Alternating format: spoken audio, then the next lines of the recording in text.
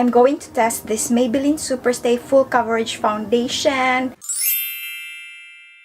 Hi guys, Cykaniki here. Welcome back to this channel. So, today is December 24. Before going out or spending time with my family, we're going to mother's side's house, my lola, sa province. And then, today I'm going to test this. I'm going to test this Maybelline Superstay Full Coverage Foundation at the 128 Warm Beige. So we're going to test the longevity out if it will last in my very oily face. First, I'm going to apply with To Be Fair. I'm going to apply a little bit of primer. Or should we do a primer or not? Okay.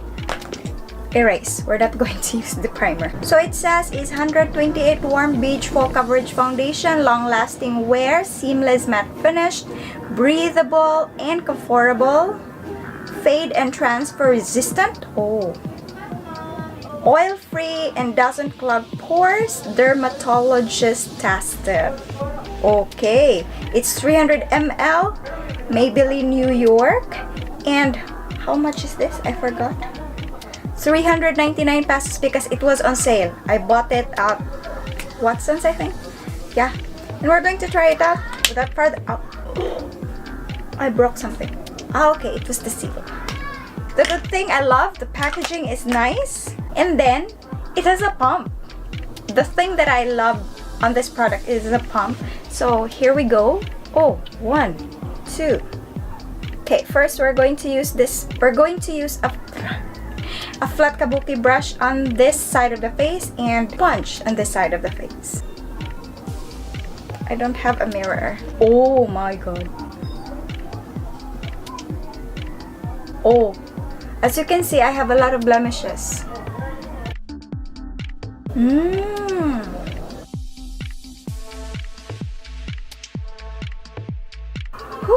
This is the first coat. Apply ko lang to evenly ha. So, this is a little bit light, but later on, mag-oxidize naman to, so okay lang. Super plakado. Tingnan nyo. Sorry if I'm super white in here. Lagyan lang natin dito. Okay, so this is the first coat using this flat kabuki brush, and we're going to switch with this one. Apply natin sa kabilang face using this damp sponge from Real Techniques. Salamin, salamin. Mas maganda talaga pag blending sponge. Kasi kung gusto nyo ng natural lang na look, maganda talaga yung blending sponge. Wala na tayong concealer, hindi na lang tayo magko-concealer ha. Kasi detest natin to. Magtatagal kaya to. Superstay daw. Maraming na-absorb si sponge. The good thing sa flat kabuki brush is that hindi siya ganang nag-absorb ng product. Unlike sa sponge kasi ina-absorb nyo yung product best. Okay, ganito siya pag sponge, and this is the flat kabuki brush. This a little bit heavy, but this one is natural looking. So gusto nyo yung plakado, here. Kung gusto nyo ng natural look, here. But me, I'm going to punta sa bahay to celebrate Christmas, so we're going to blend lang here na naman para tayo magmumukhang maging cakey, super cakey, parang fresh lang ang peg. So far, upon applying the product, totoo, hindi siya mabigat sa face. I admit it, hindi siya mabigat. Maganda yung packaging, and it feels super light sa skin ko. No allergy reaction so far. Parang fresh lang ng peg, no? By the way, guys, I forgot to mention, first coat lang to, guys. And then, dito nagsisettle siya sa mga pores ko dito, yung in-apply natin ng kabuki brush. But so far, yung dito sa kabila, hindi siya nagsisettle. So, I need to blend it more. Okay, yan lang. To be fair, I'm going to set this with a setting powder. I'm going to update you later. I'm going to finish my whole makeup, and I'll get back to you. So, guys, I just quickly finished my face. So, ang ginamit ko pala is yung ginamit ko pala, mascara lang, no false eyelashes, and Etude House, which is my favorite, and the LA Spice palette, and I used the MAC eyeshadow, brown, just on the crease area. I just place a little bit of brown in the crease area, and then liner, and then mascara, tapos na. And then sa lips, yung ginamit ko is combination of 755 Maybelline and another toasted toasted brown na from Maybelline as well. Toasted brown na lipstick. Okay, so this is the finished look. And by the way, guys, so far, hindi talaga siya mabigat sa face ko. And then, what I observed earlier, hindi ko na-mention na if you're going to use the foundation, you need to work on a specific area first because you need to work faster because the foundation dries up. Not naman easily, pero masasabi kong nagda-dry up siya ng a little bit, hindi naman siya liquidy, talagang liquidy, pero you need to work on the areas kung saan nyo nilagay yung foundation first, and then dun pa kayo maglalagay ng another foundation dito, and then work na naman. You know what I mean? Parang, you need to work faster. You need to blend faster kasi nagda-dry talaga siya, so you need to work faster on blending. And so that's it, guys. I'm going to update to you. We're super late with our pupuntahan. So I'm going to update to you later, mga after 4 hours, if mag-oil up ba yung face ko. So this is the final look.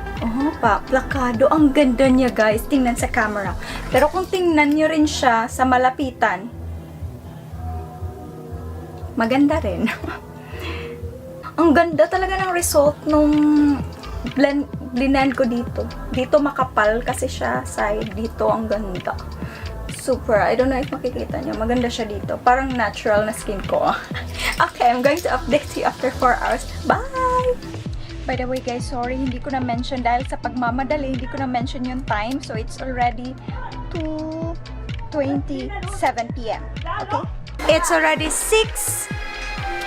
6:11 p.m. and nag-update ako sa inyo 2:30 ata or 2:27. My baby, almost 4 hours na, guys. So far, hindi nag-oily yung face ko. Instead, siya, parang sinasak niya yung face ko, nagta-tighten yung face ko until now, especially dito na side. Kasi if you remember, ginamit ko yung flat kabuki brush dito na side, and so parang feel ko na super kapal dito, but dito super parang wala lang. So mas maganda talaga pag sponge ang gamit. Pero kung plakado talaga yung kabila.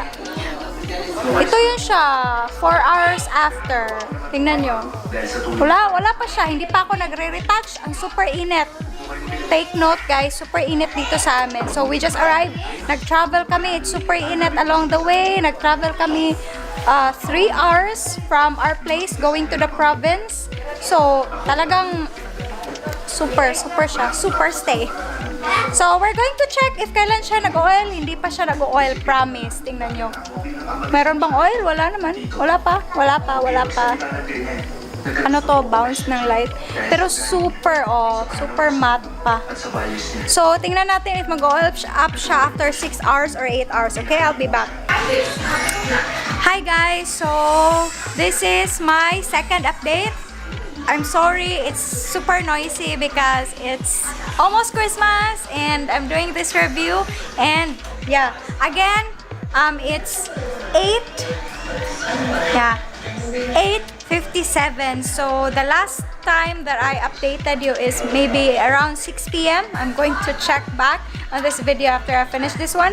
So far, I noticed that my T-zone area, not the T-zone area, but my nose area, especially on this side, and on this side are starting to oil up.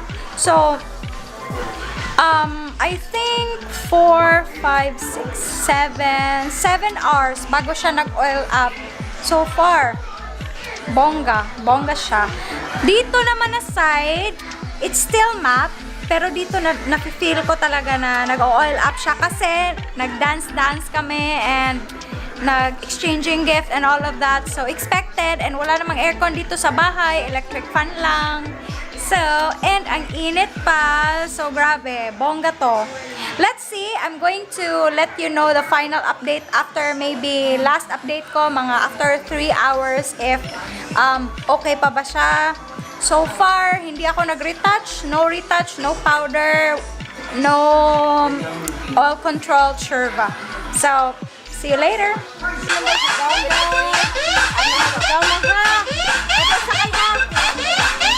Hi guys, so I'm back. It's already 12:30. Pero dito sa cellphone ko, it's still 12:20. 12 midnight. So this will be my final update. Sorry, I fell asleep, but it was a good experience because na-test ko talaga tong foundation na to. So I was super surprised because the foundation is still on. But super oily na talaga yung ano ko. Super oily na talaga yung face ko, guys. And I'm going to remove this na. Yeah, so far, to recap, again, the foundation is super lightweight on my face.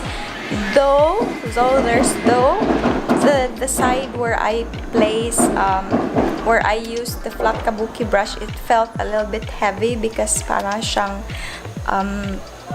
na nakapalan ko paglagay dito, but then dito super lightweight yung ginamitan ko ng sponge. And then okay lang naman siya, lightweight.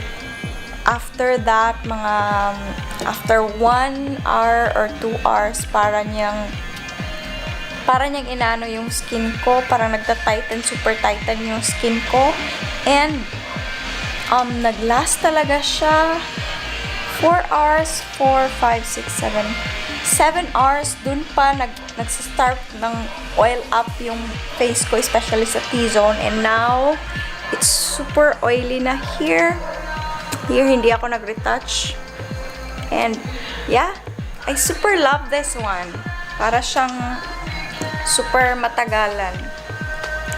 So that's it. Thank you so much for watching, guys. I hope you like this video. Sorry for the noise. It's Christmas.